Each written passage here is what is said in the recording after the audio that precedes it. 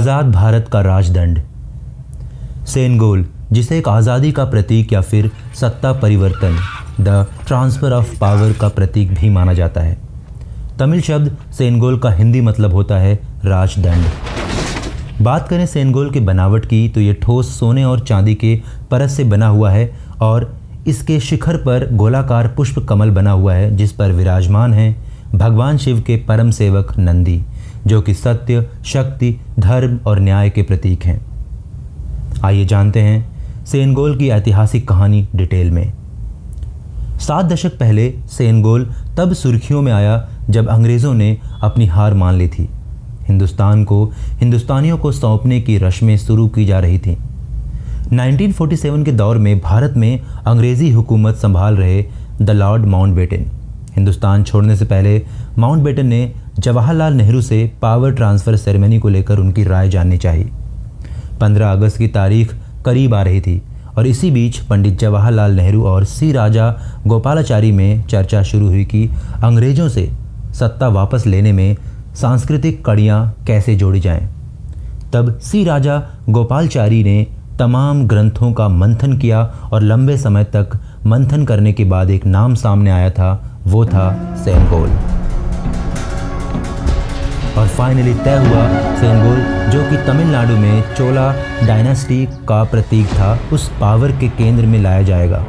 श्री तांबिरन सेनगोल को लेकर तमिलनाडु से दिल्ली पहुंचे और फिर पवित्र जल से सेनगोल को शुद्ध किया गया और उसके बाद श्री तांबिरन ने सेनगोल को नेहरू को सौंपा था। उस दौरान डॉक्टर राजेंद्र प्रसाद भी मौजूद थे और उस समय लाल किले पर तिरंगा फहराने से पहले जवाहरलाल नेहरू ने सेनगोल की कमान थामी थी और पूरे विधि विधान से ऐतिहासिक परंपरा को निभाया था। तब न कि सिर्फ देश में ही बल्कि पूरी दुनिया में भारत की आज़ादी के साथ सेनगोल की भी खूब चर्चा हुई थी और इस तरह चोल वंश का राजदंड बना भारत का राजदंड।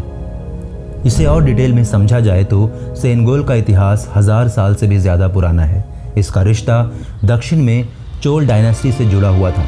ये साम्राज्य दक्षिण में कावेरी नदी के किनारे विकसित हुआ था। इस साम्राज्य की राजधानी थी तिरुचिरापल्ली। 9वीं सेंचुरी से 13वीं सेंचुरी तक एक राजा दूसरे राजा को जब सत्ता सिंहासन सौंपते थे तब निशानी के तौर पर सेनगोल का ही इस्तेमाल किया जाता था। इसका निर्माण राजा चोल ने अपने ज़माने में कराया था। इतिहासकारों का मानना है कि राजा चोल भगवान शिव के परम भक्त हैं और जब उन्होंने सेनगोल का निर्माण करवाया तो उस पे नंदी की आकृति रखी गई थी।